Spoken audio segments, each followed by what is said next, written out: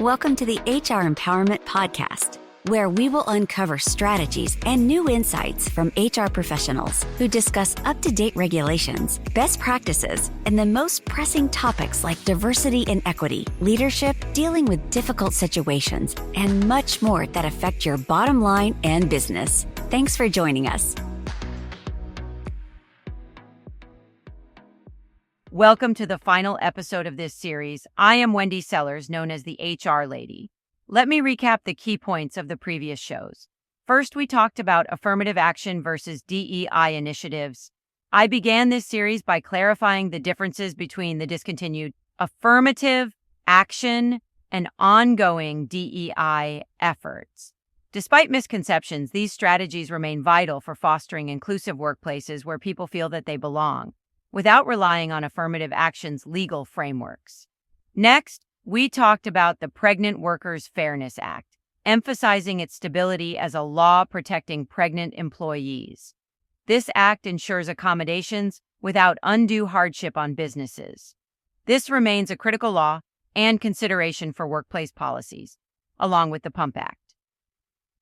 Our third episode addressed the looming possibility of layoffs, especially among businesses with federal contracts or federal funding, affected by recent executive orders and overall mindsets of cutting federal budgets.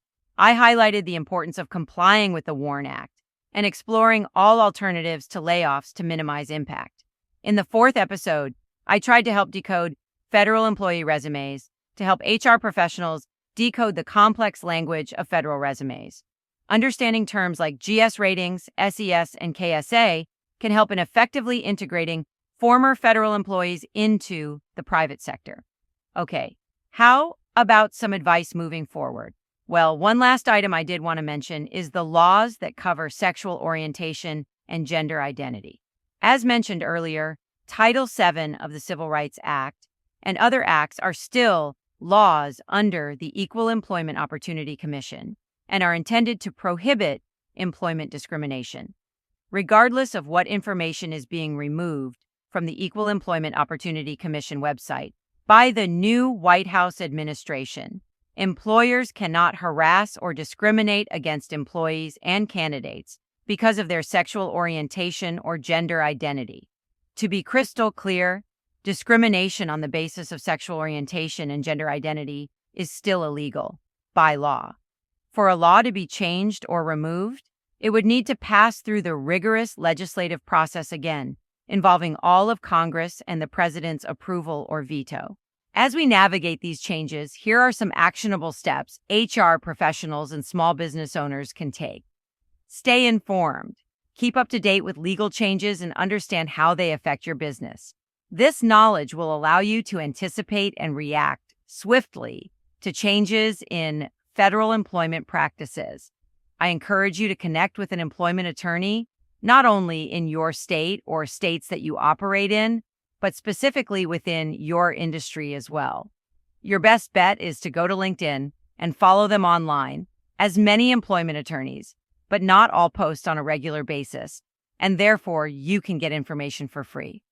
Review HR policies. Regularly review and adjust your human resources policies to ensure they align with current laws and best practices. This includes updating accommodation policies, non-discrimination practices, and layoff procedures. You may want to also send out temporary policies instead of updating your entire handbook, because at the rate of the change that is happening, you may have to update your handbook every week. So check with your unemployment attorney so that you can get advice from them. Invest in training.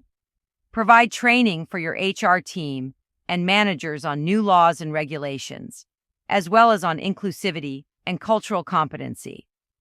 This will enhance their ability to manage a diverse workforce effectively and legally. Now is not the time to be skimpy with your own budget. You really need to make sure that you and your entire HR team, as well as your managers, operations team, payroll team, and even the executives are attending at a minimum webinars about what is going on right now, because this may affect all of us in a positive manner or a negative manner or a little bit of both. Enhance communication. Maintain open lines of communication with your employees. Transparently discussing company changes and challenges helps build trust and reduces uncertainty. Communication is such a vague word. We want to make sure that we are constantly communicating in person with our employees, as well as following up an email and using terminology and language that they understand so that it's not so complicated. Plan strategically for hiring. When integrating former federal employees or any new hires, plan strategically. As always, I suggest making sure you treat hiring as a project and therefore have a well-thought-out project plan from the moment of placing an ad all the way through 90 days of employment, for example.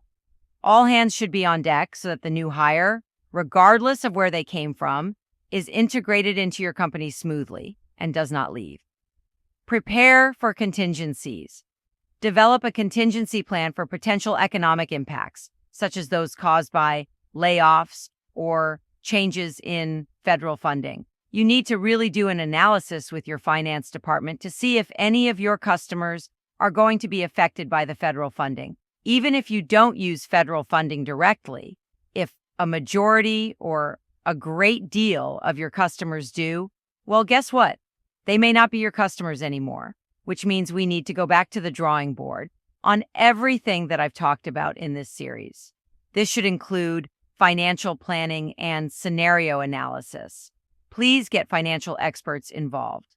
By taking these steps, HR professionals and business owners can not only navigate through these changing times, but also position their organizations for success in a dynamic and evolving employment landscape. Thank you for joining me throughout this 5-podcast series. I truly do hope these insights and strategies empower you to lead with confidence and foresight in the currently fast-paced, changing world of human resources and business management. Take care, everyone.